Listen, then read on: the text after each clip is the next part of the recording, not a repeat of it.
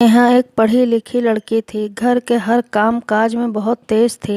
नेहा की मां का बचपन में ही स्वर्गवास हो गया था। पिता आयकर विभाग में सर्विस करते थे। आयकर विभाग में होने के कारण सब उनकी इज्जत भी करते थे और उनसे डरते भी थे। लोग उनको रिश्वत देने की भी कोशिश करते थे, लेकिन वह एक ईमानदार ऑफिसर थे। उन्होंने अपने पूरे जीवन में कभी घूस नहीं खाई। नेहा के मामा जी विकास और उनकी पत्नी स्नेहा घर में उसके साथ ही रहते थे।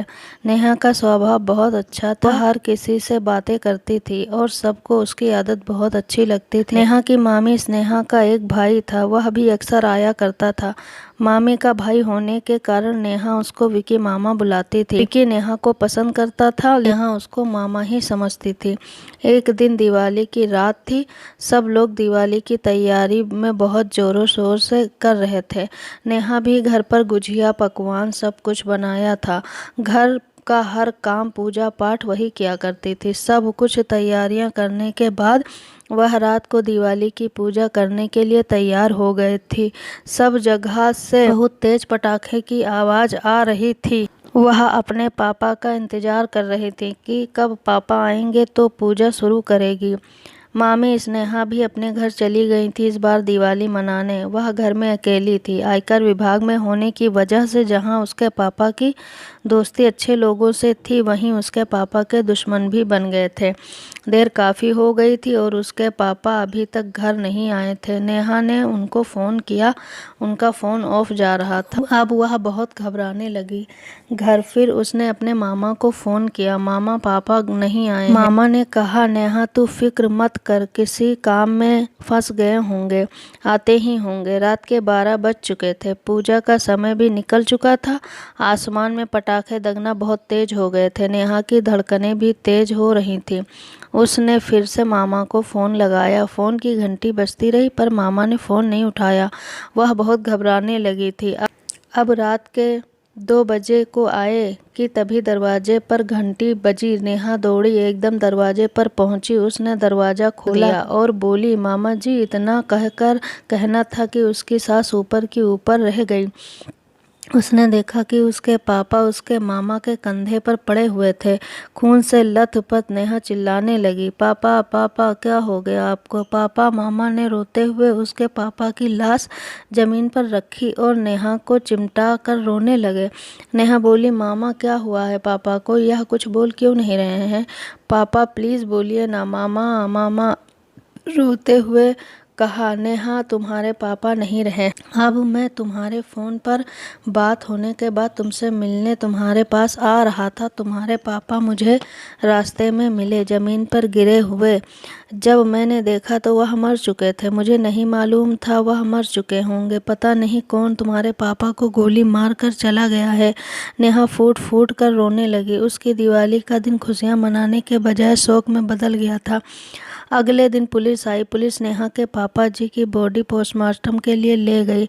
नेहा बिल्कुल अकेली हो गई थी। अब नेहा की सारी जिम्मेदारियां मामा के ऊपर आ गई थी। पिता के दाह संस्कार के बाद जो दूर के रिश्तेदार थे वह सब चले गए थे, पर मामा मामी उसके साथ ही रहते थे तो वहीं रह गए।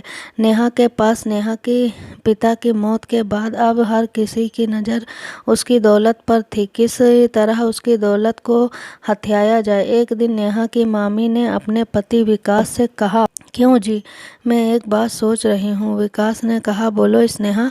बोली, क्यों ना हम नेहा की शादी विकी से करवा दें। इससे होगा यह, एक तो नेहा की जिम्मेदारी कम हो जाएगी हम पर से, दूसरा घर की दौलत घर में ही रहेगी और इसमें बुराई भी क्या है। अब शादी तो करवानी पड़ेगी नेहा की किसी न किसी से। फिर विकी और नेहा एक दूसरे को बहुत अच्छे से जानते भी हैं। मुझे तो लगता है शायद एक दूसरे को पसंद भी करते हैं। क्यों जी, कैसा रहेगा यह? उस पर विनीत कहता है, हाँ कह तो तुम ठीक रही हो स्नेहा, पर तुम्हें क्या लगता है कि नेहा इस बात से मान जाएगी? स्नेहा कहती, अरे मानेगी क्यों नहीं, आखिर हमारे भाई में कमी ही क्या है? पढ़ा लिखा है, खूबसूरत है, कोई बुरी आदत भी नहीं इसमें, बस अभी कुछ कमा नहीं रहा है। शादी हो जाएगी तो कमाने भी लगेगा। अगर नहीं कमाएगा तब भी क्या फ़र्क पड़ेगा? आपके जीजा जी की इतना पैसा छोड़ कर गए हैं, इसका क्या होगा? विनीत कहता है, जो तुम हो तुम बहुत चालाक, सब कुछ तुम्हारे भाई का हो जाए इसलिए कह रही हो तुम्हें, वैसे तुम्हारा भी जवाब नहीं, बहुत दूर की सोचती हो। स्नेहा कहकर बात सुनकर हंसने लगती है। विनीत कहता है इससे कल बात करेंगे। तो नेहा कहती है बात करनी क्या है, उसको अपने भले बुरे की तमीज़ थोड़ी है। तुम कहना उससे मैंने तुम्हारी शादी विकी से तय कर दी है। सोचो ही ठीक है, वह क्या कहेगी, वह वैसे भी आपकी कोई बात नहीं टालती है। तो विनीत कहता है अच्छा भाग्यवान यही कहूँगा। यह सब नेहा पहले से ही खड़ी सुन रही थी। नेहा चुपके से यह सब सुनकर कमरे में चली जाती है और अपने पापा की तस्वीर के सामने खड़े होकर बहुत रोती है और कहती है पापा आपके जाने के बाद कोई भी नहीं रहा मुझे प्यार करने वाला। माँ तो पहले ही चली गई थी, पापा आप क्यों चले गए पापा। अगले दिन विनीत जी ने स्नेहा के कहे के मुताबिक नेहा से बात की। नेहा कहती है जी मामा जी, मैं सोच रहा हूँ तुम्हारी अब शादी करवा दी जाए। नेहा चुप रहती है, कुछ नहीं बोलती। उसको पहले से ही सब मालूम था मामा आप क्या कहेंगे।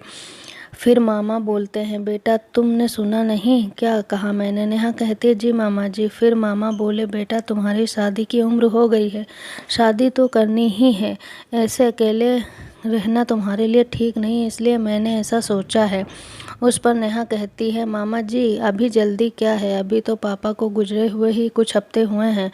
मामा कहते हैं अरे बेटा कहने और करने में फ़र्क होता है, अभी कह रहा है कहते कहते भी कई महीने गुजर जाएंगे। तो नेहा कहती है जैसा आप ठीक समझें। मामा जी कहते हैं मैंने तुम्हारे लिए एक लड़का देखा है, तुम भी उसको जानती हो, वह तुम्हारी मामी का भाई विकी है, तुम्हारी नज़र में कैसा है। नेहा कहती है पर मामा जी मैं उनको मामा मानती हूँ, मैं उनसे शादी कैसे कर सकती हूँ। मामा जी कहते हैं अरे वह तुम्हारे कोई सगे मामा थोड़ी हैं, लड़का अच्छा है, तुम्हें क्या पसंद है कि नहीं। नेहा कहती है पसंद की बात नहीं है, बस मुझको विकी मामा से शादी नहीं करनी, आप किसी और से मेरी शादी करवा दीजिए, मैं शादी को मना नहीं कर रही हूँ। इस पर मामा थोड़ा गुस्सा आता है। नेहा से कहते हैं अभी तुम इतनी बड़ी नहीं हुई हो, अपनी ज़िंदगी के फैसले खुद करो। मैंने जब कह दिया कि विकी से तुम्हारी शादी करना है तो तुम्हें विकी से ही शादी करना पड़ेगी। और हाँ, वहाँ से उठकर चले गए। नेहा की आंखों में आंसू आ जाते हैं, वह बेबस थी, उसको न चाहते हुए भी विकी से शादी करनी पड़ी। जहाँ नेहा शादी से बिल्कुल भी खुश नहीं थी, वहाँ स्नेहा शादी से बहुत खुश थी। विकी और नेहा की शादी हो जाती है। विकी स्नेहा का भाई ज़रूर था, लेकिन वह नेहा को पसंद करता था, इसलिए वह नेहा के लिए एक अच्छा पति साबित हुआ। नेहा का ख्याल रखता, हर चीज़ में उसको सपोर्ट करता और उसे बहुत खुश रखता। अब नेहा भी उसके साथ बहुत खुश रहने लगी। अब हल्के हल्के सब कुछ ठीक होने लगा। नेहा के दिल से भी अपने पापा का गम अब कम होने लगा था कि तभी अचानक एक दिन पुलिस नेहा के घर पर आई। पुलिस को देखकर सब चौंक गए। नेहा बोली क्या बात है इंस्पेक्टर साहब, सब खैरियत तो है, आप यहाँ कैसे। तो पुलिस ने कहा हमें तुम्हारे पापा के कातिलों के बारे में कुछ जानकारी मिली है, इसलिए हम तुम्हें अपने साथ ले जाने आए हैं। तो विकी सामने आता है और कहता है इंस्पेक्टर साहब क्या बात है, आप नेहा को क्यों ले जा रहे हैं। इंस्पेक्टर साहब कहते हैं हम नेहा को कुछ दिखाना चाहते हैं, इसलिए ले जा रहे हैं। विकी कहता है मैं भी साथ चलता हूँ। वह नेहा के साथ चला जाता है। पुलिस वाले वहाँ पर नेहा को एक वीडियो क्लिप दिखाते हैं। उस वीडियो क्लिप को देखकर नेहा को अपनी आंखों पर यकीन नहीं होता। वह वीडियो क्लिप एक सीसीटीवी कैमरे की होती है और वीडियो क्लिप में एक आदमी बहुत बेरहमी से नेहा के पापा को मार रहा होता है। वह कोई और नहीं नेहा का मामा होता है। वह देखकर नेहा को यकीन ही नहीं होता। विकी भी यह क्लिप देखता है, वह भी शॉक्ड हो जाता है। पुलिस नेहा के सामने उसके घर आती है और विनीत मामा को अरेस्ट कर लेती है। नेहा बढ़कर मामा का गिरबान पकड़ लेती है और कहती है आपने मेरे पापा को क्यों मारा। मामा उसका हाथ हटाते हुए कहते हैं तेरा बाप बहुत जिद्दी था, मैंने एक आदमी से 50 लाख रुपये लिए था, इसलिए कि तेरा बाप उसके घर पर कोई रेड नहीं डालेगा, पर उसने मेरी एक नहीं सुनी और उसके घर पर रेड डालवा दी, जिससे उनका बहुत नुकसान हो गया। उसने मुझे धमकी दी है कि अगर मुझे मेरे पैसे वापस नहीं मिले तो तुम्हें जान से मार दूंगा। गुस्से में आकर मैंने तेरे बाप को मार डाला, उसकी सारी जायदाद को अपने हाथ में लेकर अपना कर्जा उतार दिया। नेहा कहती है, क्या उस बात का स्नेहा मामी को भी पता है? मामा कहते हैं, स्नेहा को कुछ नहीं पता। विकी भी कहता है मामा से, जीजा जी आपको शर्म नहीं आई? आपने जिस थाली में खाया उसी में छेद। पुलिस विनीत मामा को पकड़कर चली जाती है। इसमें अच्छा सबसे यह हुआ, विनीत ने अपने जीजा को धोखा दिया, पर विकी ने नेहा को धोखा नहीं दिया। विकी अगर नेहा को धोखा देता तो नेहा की तो जिंदगी ही बर्बाद हो जाती, पर नेहा ने अपने पापा को खो दिया। एक भाई अपने जीजा के साथ ऐसा भी कर सकता है, यह कभी नहीं सोचा था किसी ने। अगर नेहा को विकी का सहारा नहीं मिलता तो नेहा तो बिल्कुल अकेली हो जाती। दोस्तों, आपको मेरी कहानी कैसी लगी बताएं। अगर आपको हमारी कहानी अच्छी लगी हो तो कृपया वीडियो को लाइक, शेयर एंड चैनल को सब्सक्राइब जरूर करें।